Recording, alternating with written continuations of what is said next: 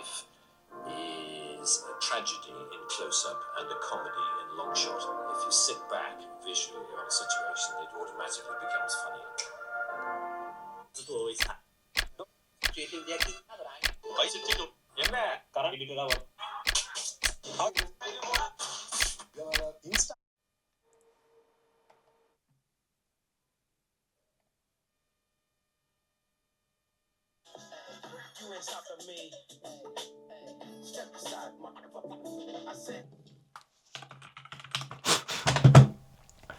Most of the video editors பார்த்தீங்க அப்படின்னா நைட்டில் தான் அதிகமாக ஒர்க் பண்ணுறாங்க அப்படிங்கிறத நிறையா ரீல்ஸில் என்னால் பார்க்க முடிஞ்சிச்சு.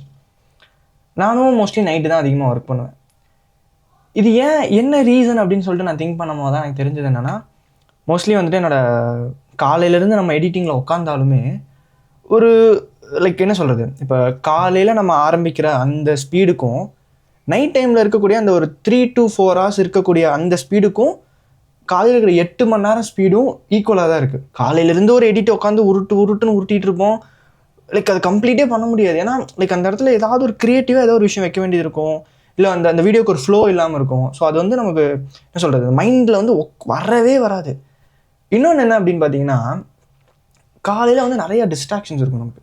சுற்றி இருக்கிற விஷயங்களாக இருக்கட்டும், இல்லை பீப்புள்ஸாக இருக்கட்டும், மொபைல் ஃபோனாக இருக்கட்டும், நிறையா இருக்கும். மோஸ்ட்லி நைட் டைமுக்கு அப்புறம் வந்துட்டு மொபைல் ஃபோன்ஸில் இன்கமிங் கால்ஸ், மெசேஜஸ், நோட்டிஃபிகேஷன்ஸ் ரொம்ப கம்மியாயிரும் ஆஃப்டர் 11 அந்த மாதிரி தான். அப்போ நமக்கு அந்த ஃபோனு பக்கமே நம்ம பிரெயின் போகாது. மோஸ்ட்லி நானும் ரொம்ப அடிக்டட் தான். It's completely addicted. நான் பயங்கரமான அடிக்டட் பீப்புளில் நானும் ஒருத்தன்.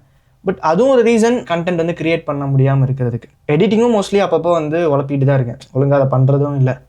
பட் நான் வந்துட்டு எவ்வளோ தான் உழப்பினாலும் டெட்லைன் வந்துருச்சுன்னா அதை வந்து எப்படியாவது முடிச்சு கொடுத்துருவேன். நான் டைம் எடுத்து பண்ணுற ப்ராசஸும் டெட்லைனில் பண்ணுற ப்ராசஸ் வந்து ரொம்ப ஸ்பீடாக பண்ணுவேன். ஆனால் வந்து அதில் க்ரியேட்டிவிட்டி கொஞ்சம் கம்மியாக தான் இருக்கும். நான் முடிச்சு கொடுத்தா போதும் அப்படிங்கிற மைண்ட் செட்டில் நான் பண்ணி கொடுத்துருவேன். ஸோ அப்போ வந்துட்டு சம்டைம்ஸ் அந்த வீடியோ பெருசாக கரெக்ஷன்லாம் இப்போ வரதில்லை. ஒரு டைம் தான் வந்துட்டு பார்த்தீங்கன்னா, நான் என்ன வீடியோ பண்ணி கொடுத்தாலும் கரெக்ஷன் வந்துக்கிட்டே இருக்கும்.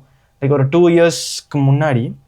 பட் இப்போ ரீசெண்ட்லி வர எந்த வீடியோலையுமே ஒரு 60 to 70% கரெக்ஷனே வர்றதில்லை. அப்படியே கொடுத்தா அப்படியே ஓகே சொல்லி அப்படியே போஸ்ட் பண்ணிடுறாங்க, இல்லை எனிதிங் அடுத்த ப்ராசஸ்க்கு நமக்கு போயிடுது. பட் சில நேரங்களில் வந்துட்டு எனக்கு இந்த சாங் சேஞ்ச் பண்ணணும், இந்த டெக்ஸ்ட்டு கொஞ்சம் ஆட் பண்ணுங்க ப்ரோ, அந்த மாதிரி திங்ஸ் மட்டும்தான் வருது. பட் ஓவராலாக அந்த பேட்டர்னே மாற்றுங்க அப்படின்னு சொல்லி இது வரைக்கும் அந்த மாதிரி பெருசாக எனக்கு வந்ததில்லை. ஸோ ஓகே, அது வந்து நம்ம வெறும் 1 நாள் 2 நாள் யூடியூப் வீடியோ பார்த்தோ இல்லை ஒரு கோர்ஸை படிக்கிறதுனால வரக்கூடிய விஷயம் இல்லை. எக்ஸ்பீரியன்ஸ் தான் பேஸ்ட் ஆன். அது நீங்கள் என்ன சாஃப்ட்வேரை முழுமையாக யூஸ் பண்ண பழகுறீங்களோ அதை பொறுத்து உங்களுக்கு எக்ஸ்பீரியன்ஸ் நிறையா வந்துடும். ஏன்னா நான் மட்டும்தான் நைட் டைமில் வேலை செய்கிறேன் அப்படிங்கிற தாட் இருந்தது எனக்கு. பட் நிறையா ரேண்டம் ரீல்ஸில் வீடியோஸில் பார்க்கும்போது தான் தெரியுது, மோஸ்ட்லி வந்துட்டு நிறைய எடிட்டர்ஸ் வந்துட்டு நைட் டைமில் தான் வேலை செய்கிறாங்க. இப்போ கூட பாருங்களேன், சுற்றி பெருசாக ஆம்பியன் நாய்ஸ் இல்லை, சத்தம் எங்கேயுமே நான் கேட்கல. மேபி நான் இதில் நாய்ஸ் ரிடக்ஷன்லாம் பண்ணிடுவேன் எடிட்டில் இந்த வீடியோவுக்கு. பட் இருந்தாலும் எனக்கு எங்கேயுமே வந்துட்டு ஒரு என்ன சொல்கிறது, கவனச்சிதறலே ஆகலை. ஃபோனில் இவ்வளோ நேரம் பார்க்குறேன், ஒரு மெசேஜ் இன்னும் வரல மொபைல் ஃபோனில். ஸோ அந்த மாதிரி வந்துட்டு நைட் டைமில் அவ்வளோ அமைதியாக இருக்குது. நம்ம வந்து எதில் ஃபோக்கஸ் பண்ண முடியுமோ நம்ம ஃபோக்கஸ் வந்து ஒருநிலைப்படுத்த முடியுது. ஸோ அந்த விஷயம் வந்து நைட் டைமில் வேலை செய்கிறது வந்து எனக்கு லிட்டரலி ரொம்ப பிடிச்சிருக்குது.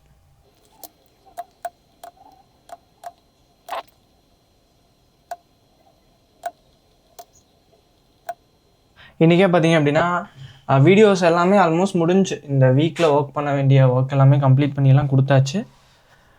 அதில் வந்து இன்றைக்கி ஒரு வீடியோவில் வந்து கொஞ்சம் சப்டைட்டில் அப்புறம் சின்ன ஒர்க் மட்டும் எக்ஸ்ட்ரா இருக்குது. அப்புறம் இன்னும் ஒரு வீடியோ இன்னும் கம்ப்ளீட் பண்ணல. நிறைய ட்ராக்கிங் ஒர்க்லாம் இருக்குது. அது வந்து ஆஃப்டர் எஃபெக்டில் ஒழுங்காகவே வேலை செய்ய மாட்டேங்குது ட்ராக்கிங். சரி, டாவின்சி ட்ரை பண்ணுறேன். டாவின்சி ஓகே, பட் அதுலேயும் கொஞ்சம் மக்கர் பண்ணுது. ஸோ அதுதான் கொஞ்சம் கடுப்பு பண்ணிகிட்ருக்கு. எப்படியாவது நாளைக்கு உட்காந்து அதை முடிச்சிட்டேன் அப்படின்னா ஆல்மோஸ்ட் இந்த வீக் மேபி இந்த மந்தோட ஒர்க்கே முடிஞ்சு. இதுக்கப்புறம் ஏதாவது எடிட்டிங் ஒர்க் வந்தால் தான் உண்டு. பட் நம்ம சேனலுக்கு இதுக்கப்புறம் கொஞ்சம் ஃபோக்கஸ் பண்ணலாம் அப்படின்னு சொல்லிட்டு நெக்ஸ்ட் 3 months அந்த பிளான் தான். இந்த 100 days சீரீஸ் வந்துட்டு என்னால் பெருசாக கன்டினியூ பண்ண முடியாதுக்கு நிறைய காரணம் இருக்குது. அதில் மொதல் காரணம் வந்து மேபி கிளைண்ட்டு ஒர்க் எடுத்து பண்ணுறதா இருக்கட்டும். செகண்ட் திங் பார்த்தீங்கன்னா என்னோட டெக் சேனலில் ப்ளகின்ஸ் தமிழ்னு சொல்லிட்டு என்னோட டெக் சேனல் இருக்குது. டெக் ரிலேட்டடாக இந்த கியர்ஸ் இதை பற்றிலாம் பேசிகிட்டு இருப்பேன். அது வந்து கொஞ்சம் அதில் கொஞ்சம் கன்சிஸ்டண்ட்டாக இருந்தனால கொஞ்சம் வியூஸ் கொஞ்சம் போகுது, கொஞ்சம் ஃபாலோவர்ஸ் வராங்க. எதிர்பார்த்த அளவுக்கு இல்லைனாலும் ஒன்றும் இல்லாததுக்கு அது எவ்வளோ பரவாயில்ல அப்படின்னு தோணுச்சு. ஸோ அதுலையாவது கன்சிஸ்டன்சியை மிஸ் பண்ணிடக்கூடாது அப்படின்னு சொல்லிட்டு அதில் ரெகுலராக போஸ்ட் பண்ணிகிட்டு இருக்கேன். சரி, இந்த லென்ஸ் ஐ திங்க் இதுவும் வந்து நான் ரீசெண்டாக வாங்கின ஒரு நியூ லென்ஸ். இது 25mm f1.7. மேபி இதே பழைய லென்ஸ் பார்த்தீங்கன்னு வச்சுக்கோங்களேன், நேரம் நான் வந்து ISO அதிகமாக வச்சுருக்கணும், கிரைன்ஸ் வந்து பயங்கரமாக இருக்கும். கிட்டத்தட்ட இதில் பார்த்தீங்கன்னா வெறும் 1000 தான் வச்சுருக்கேன்னு நினைக்கிறேன். F1.7 இருக்குது. லைட்டும் பார்த்தீங்கன்னா வெறும் ஜஸ்ட் 10 தான் வச்சுருக்கேன். எவ்வளோக்கு எவ்வளோ கம்மியாக வைக்க முடியாது கம்மியாக வச்சுருக்கேன். ஒரே ஒரு CFL பல்ப் மட்டும் எரியுது, LED பல்பு. அதுக்கப்புறம் இங்கே ஒரு நைட் லேம்ப் ஒன்று வச்சுருக்கேன். அவ்வளோதான். ஆக்சுவலாக இந்த செட்டப்லேயே நான் லைட் யூஸ் பண்ணுறது. இந்த லைட் கூட ஆஃப் பண்ணிடலாம். பட் ஃபேஸ் வந்து ரொம்ப சும்மாவே டார்க்காக இருக்கும். இதில் ஒன்றுமே தெரியாது அப்புறம். ஸோ ஆக்சுவலி இப்போ பார்த்தீங்கன்னா 11 ஆச்சு. ஷூட் பண்ண ஆரம்பிக்கும் போதே பார்த்தீங்கன்னா 11 ஆயிடுது. மோஸ்ட்லி லேட் நைட்டில் நிறையா ஷூட் பண்ணலான்னு சொல்லிட்டு பிளான் வரும். மோஸ்ட் ஆஃப் த டைம் வந்து லைக் என்ன சொல்கிறது, நம்ம திங்க் பண்ணதே அங்கே நடக்காது அப்படிங்கிற மாதிரி தான் இருக்குது எனக்கு. ஆனால் வந்துட்டு இந்த லென்ஸ் வந்ததுக்கப்புறம் கொஞ்சம் நல்லா நிறைய ஷூட் பண்ணணும் பிளான். ஏன்னா லைக் மோஸ்ட் ஆஃப் த சுச்சுவேஷன்ஸில் லைட்டிங் அங்கே இருக்காது, லைட் அங்கே வைக்கவும் முடியாது. அப்போ இன்னும் கொஞ்சம் எஃப் வேல்யூ கம்மியாக இருந்தால் கொஞ்சம் பிரைட்டாக இருக்கும், டெப்த் ஆஃப் ஃபீல் பெட்டராக இருக்கும்னு எனக்கு தோணும். So finally this lens is coming.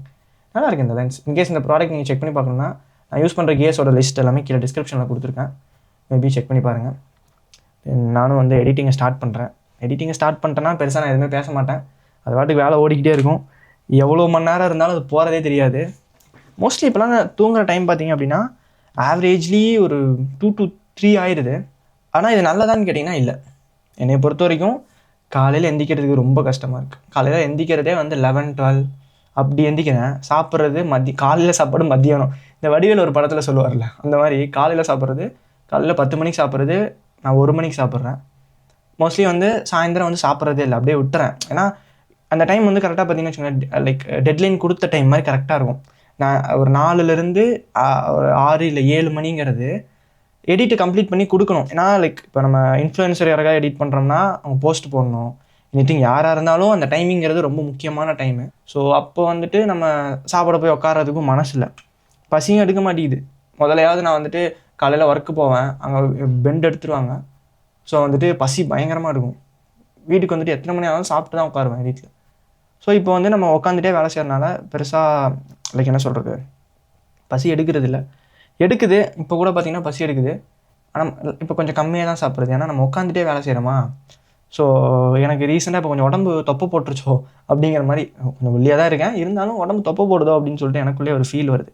So அந்த ரீசனுக்காக ரெகுலராக சாப்பிட்றத விட ஒரு 100% சாப்பிட்றோம் அப்படின்னா அதை வந்து ஒரு முக்கால்வாசியாக மாற்றிட்டேன். லைக் ஒரு 60% அவ்வளோ சாப்பிட்டா போதும். பசி எடுக்கட்டும் விடு, ஜீரணமாக சீக்கிரம் ஆயிரும். இப்போ கூட கொஞ்சம் பசி எடுக்குதா எரியுதான் தெரியல வயிறு.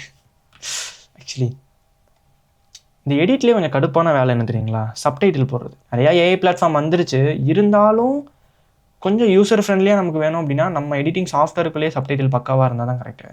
ஐ திங்க் DaVinciயில் இப்போ கொஞ்சம் நல்லா இருக்குற மாதிரி தெரியுது சப்டைட்டில்ஸ்.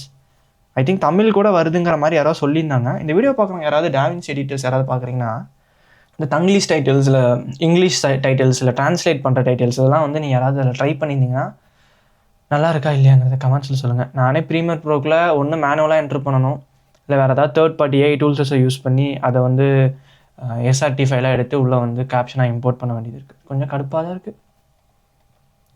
இப்போ ஐ திங்க் வீடியோலாம் முடிஞ்சு, கொஞ்சம் பீரோல்ஸும் சப்டைட்டில் மட்டும் ஆல்மோஸ்ட் சப்டைட்டில் எல்லாம் கம்ப்ளீட் பண்ணிட்டேன்.